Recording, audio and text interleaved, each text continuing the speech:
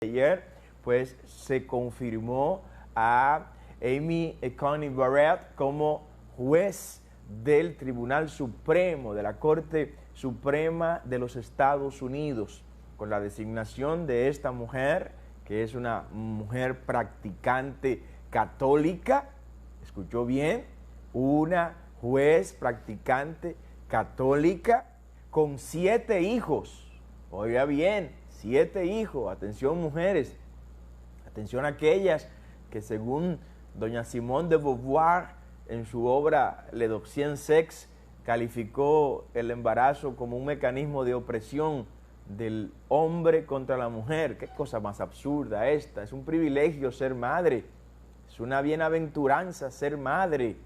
Es un honor ser madre, ser colaboradora de Dios en el proceso de creación y de sustentación de nuestra raza humana. 7 hijos tiene esta jueza, Amy Coney Barrett, quien fue anoche confirmada por el Senado de los Estados Unidos, 52 votos a favor y 48 votos de los abortistas y promotores de la ideología de género de los demócratas allá en Washington, pero fue confirmada. Esta es otra victoria del presidente Donald Trump, y esto viene a sumar y a radicalizar el voto conservador en los Estados Unidos a favor del presidente Donald Trump. Con la designación, más bien con la confirmación de Coney Barrett como juez del Supremo Tribunal de los Estados Unidos, pues la correlación de fuerza se solidifica del lado de la conservación de la vida y la oposición al aborto, del lado de la conservación de la familia y la oposición a la ideología de género y otros mecanismos perversos de destrucción familiar.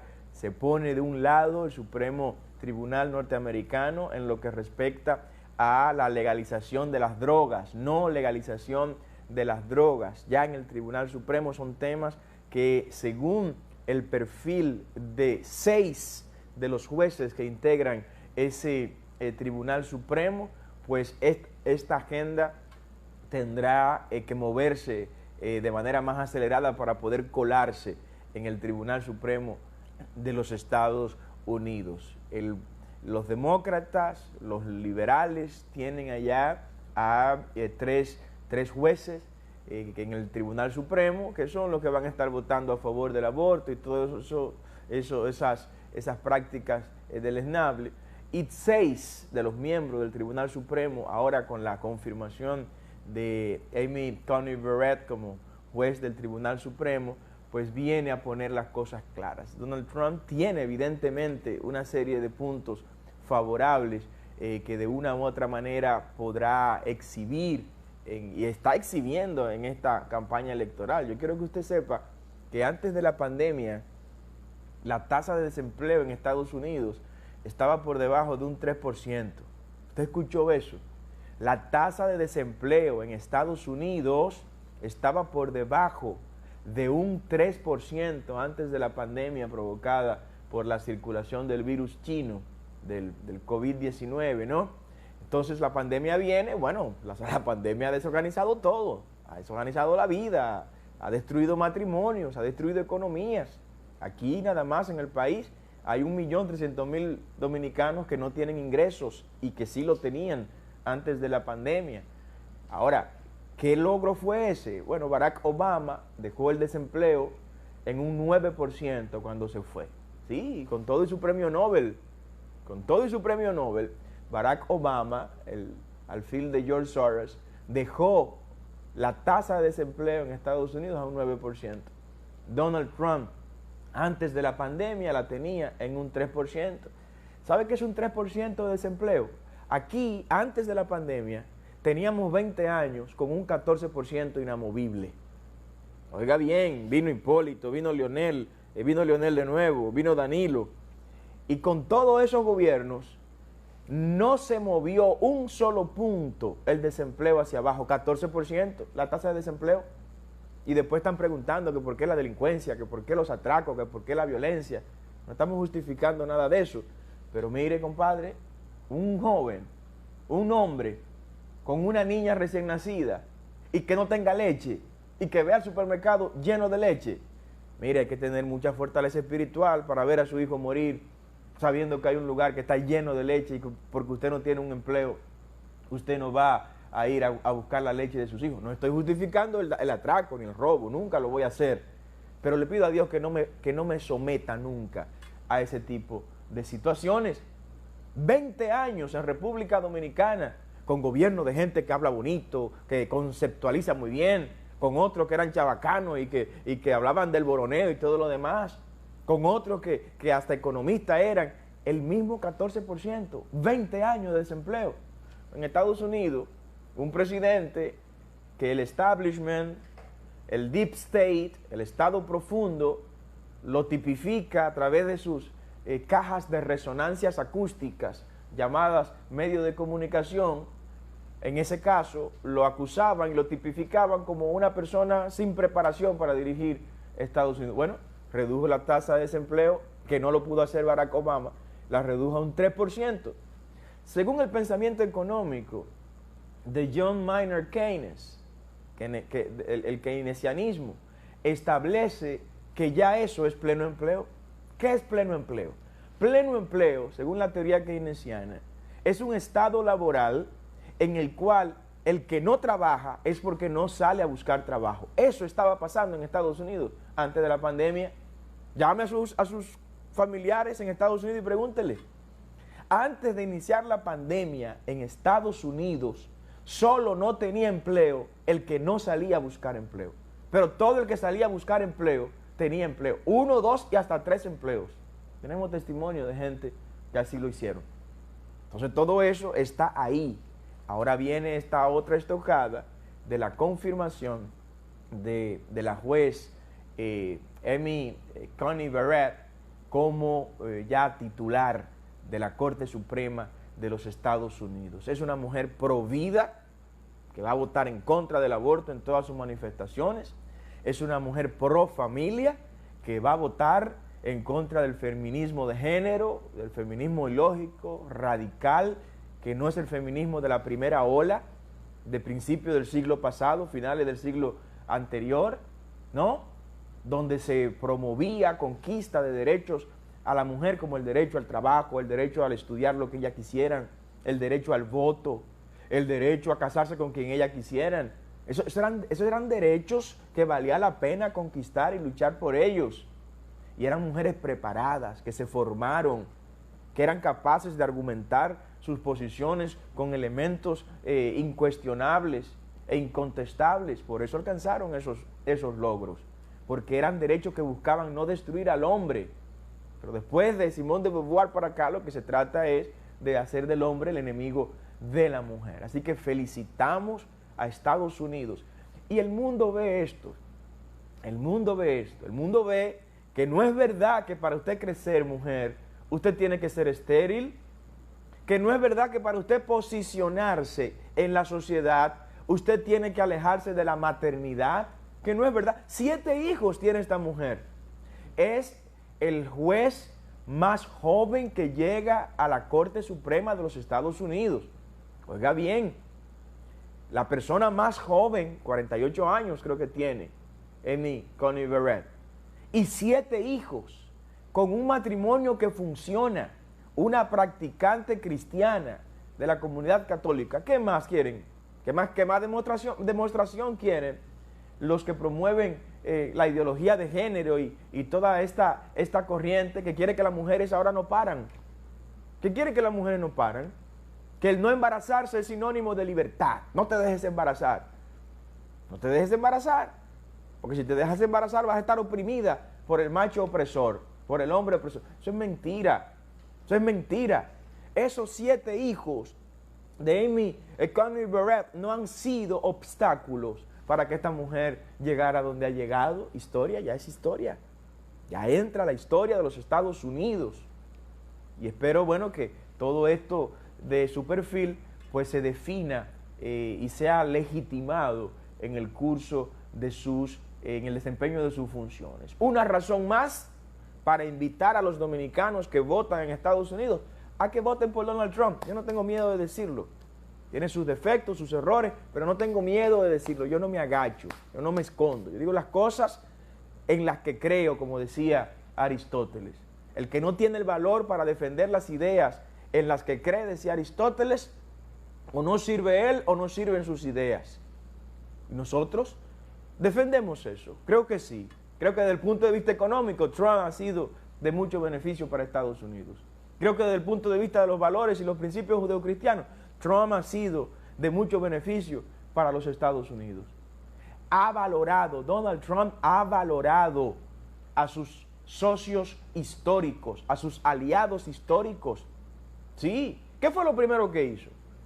De las primeras medidas que tomó Trump cuando llegó al gobierno norteamericano fue mover la embajada de los Estados Unidos, que estaba en Tel Aviv, la capital después de 1948, cuando la Organización de las Naciones Unidas emite la resolución creando, en lo que era solo de Israel antes, creando dos estados, el Estado israelí y el Estado palestino. A partir de ahí, los judíos, que desde el año 70 después de Cristo, luego de la invasión de Tito Vespasiano, hijo del emperador romano y que posteriormente también fue emperador, invadió Jerusalén, destruyó la ciudad de Jerusalén, tal y como lo narran historiadores como Josefo, Tácito y otros más. Invadió Jerusalén, destruyó el templo de Jerusalén en el año 70. A partir de ahí los judíos tuvieron que salir huyendo por todo el mundo. Por eso usted se encuentra con judíos en todo el mundo, ¿no? Se fue a Europa, a otras partes de Asia, porque Israel está ubicada en Asia. Se fueron a África y en el crecimiento ya del mundo, en la expansión, luego de 1492, también vinieron a América. De hecho, les voy a decir algo. Las Islas Canarias, parte del Imperio Español, las Islas Canarias fueron ocupadas, habitadas por judíos sefardíes. Los judíos sefardíes, o como algunos le definen, sefarditas, ese nombre sefardita viene por el nombre que se le dio a la península ibérica por parte de los hebreos. A la península ibérica los hebreos la llaman, de manera especial a España, le llaman Sefarat. Sefarat es un nombre bíblico, está en el Antiguo Testamento como una de las tierras que los judíos iban a ocupar. Y los judíos llamaron a esa parte de Europa, la península ibérica, la llamaron Sefarat. De ahí viene el adjetivo gentilicio, sefardíes o sefarditas. Un adjetivo gentilicio es un adjetivo que indica el origen de una persona o de una cosa. Usted baraonero, baraonero es un adjetivo gentilicio de Barahona, que es el sustantivo. Entonces ahí, en esa península ibérica, estuvieron los judíos durante muchos años. Muchos años. De hecho, usted se va a Toledo y en Toledo, cuando usted recorre las calles de Toledo, allá en España, se va a encontrar con escrituras en las aceras en hebreo.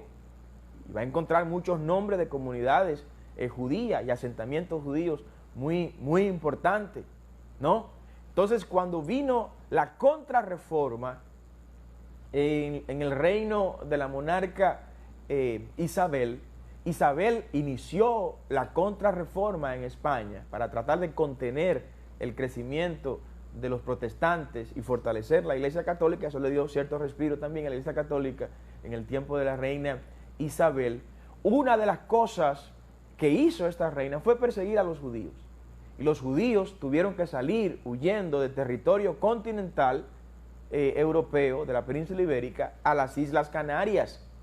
Entonces, esos canarios fueron en su mayoría parte de los que vinieron aquí a América en el momento de la conquista. Por eso el español que usted y yo hablamos no es un español con Z, con la Z como si lo hablan. ¿Saben quiénes? Los negros, los habitantes de Guinea Ecuatorial. Guinea Ecuatorial es el único país en Europa, en África, donde se habla el idioma español. Guinea Ecuatorial. Recuerdo que mientras estudiábamos ciencias políticas en Madrid, había alguien detrás de mí en el aula, hablando al profesor, un español, con toda su Z y todo su acento español madrileño. Y cuando miro hacia atrás, me quedo buscando al blanco con los ojos azules que estaba hablando español, y no, era un compañero de clases que era de Guinea Ecuatorial. Y en Guinea Ecuatorial se habla así, usted ve los negros como la noche hablando con el acento español convencional. ¿Por qué? Bueno, porque Guinea Ecuatorial fue colonia española hasta el siglo pasado. España colonizó Guinea Ecuatorial y le dejó como legado la lengua de Cervantes, que orgullosamente tenemos nosotros, aunque lo tenemos desde la vertiente de Castilla. Pero vuelvo al tema judío. Con el tema judío, a partir de ese momento en que Tito Vespasiano va y destruye Jerusalén, los judíos huyen por todo el mundo.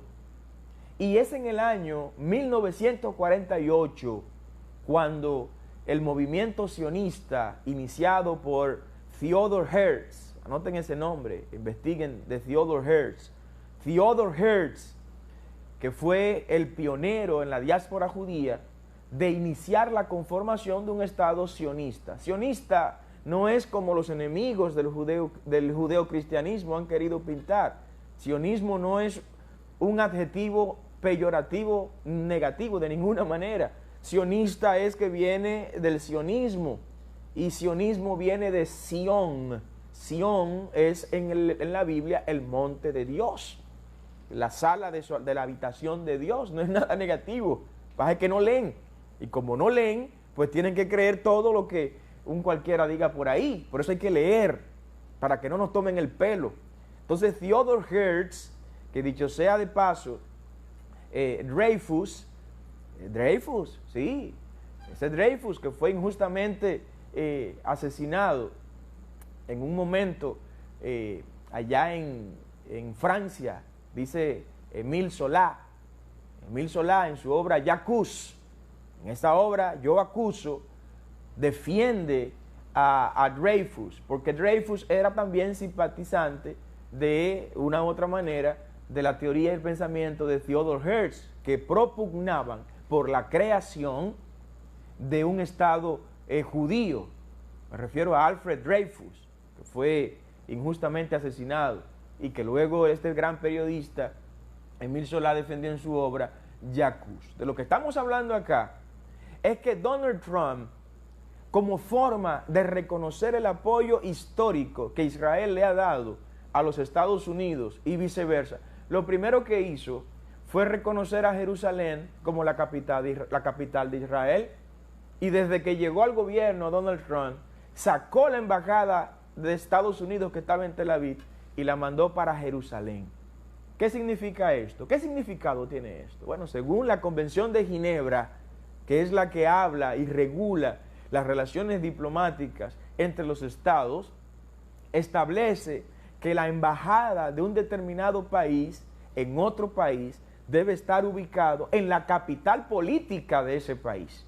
La capital política, hasta que Trump definió esto para los israelíes, era Tel Aviv. Sí, Tel Aviv, la misma Tel Aviv de David Ben Gurion. Ese David Ben Gurion, que fue el primer ministro que tuvo Israel luego de la recuperación y de restaurarse Israel como nación. Ese Tel Aviv construido por todos estos líderes judíos. Bueno, hasta este momento fue la capital política de Israel. Con el traspaso de la embajada de los Estados Unidos a Jerusalén, ¿qué mensaje envía Trump? No, a partir de ahora la capital política de Israel no será Tel Aviv, será Jerusalén. ¿Qué se logró con esto? Definir de quién es Jerusalén, porque solo el que no conoce de historia puede decir que Jerusalén es capital de Palestina o pertenece a Palestina. Solo el que no ha leído la historia y se da cuenta que el lugar donde estaba, por ejemplo, donde está el Monte de los Olivos, donde está el Monte de los Olivos, eso no lo digo yo, eso lo dijo Tito Vespasiano cuando volvió a Roma con la conquista de lo que ellos definían como Judea. Cuando llegaron a celebrar la conquista, la forma como su padre lo esperó, el emperador romano, allá en Roma para celebrar eso, ¿sabe cómo fue? En el arco de Tito, en el Arco de Tito, ahí en Roma, que está ahí en Roma. Usted va hoy y usted va a ver el Arco de Tito en Roma. Y ahí estuve y llevé a mis hijas, fui con mi familia y dije, miren, esto no lo escribió su papá, que ha defendido esto desde el vientre de su madre, no, miren, esto lo escribió el emperador Vespasiano cuando Tito llegó de conquistar a Jerusalén y a toda Judea, que en ese entonces Judea era una provincia romana. Y en ese arco dice en latín, a mi hijo Tito, celebrando la victoria que tuvo sobre Judea. Eso está ahí, para que ahora, como lo hizo el gobierno de Danilo Medina, con un canalla que era el embajador de la UNESCO, embajador dominicano ante la UNESCO, fue y votó en contra de Israel, diciendo que no, que todo eso que estaba escrito en el Arco de Tito era mentira, que todo eso era falso, que el Monte de los Olivos no pertenece a Israel ni a Jerusalén, que eso es de los palestinos. Pero ¿cuántos analfabetos nos han tocado a nosotros tener gobernándonos y administrando la cosa pública? ¿Por qué hago esta perorata? Bueno, porque quiero pedirle al presidente Luis Abinader que le siga los pasos a Trump en ese sentido. Yo sé que con el aborto y la ideología de género es exigirle demasiado, pero transfiera, presidente Abinader, la embajada dominicana que está en Tel Aviv, mándela también para Jerusalén, como una forma de hacer recíproco el apoyo histórico, la alianza histórica que hemos tenido con el Estado israelí desde su fundación. Yo quiero que usted sepa que en el acta constitutiva del Estado israelí y esa resolución que se aprobó en la ONU, de los países firmantes en primer lugar está la República Dominicana. Y nosotros fuimos de los primeros que apoyó a Israel para que tenga su Estado ahí donde lo tiene. Nosotros lo hicimos. Entonces, le pido al presidente Abinader y a su gobierno que traslade la embajada dominicana que se encuentra en Tel Aviv, que la traslade a Jerusalén. Esto será una muestra más de solidaridad con el pueblo de Israel y que puede abrir una ventana de inversiones importantes de empresarios judíos que están interesados en venir a invertir en tecnología, en agropecuaria, en pecuaria, agricultura, en distintas áreas del avance y del saber y del conocimiento humano. Hágalo. Y con eso también usted se inscribe en la historia de los que consideramos que Jerusalén es la capital de Israel. Siga con el rumbo de la mañana.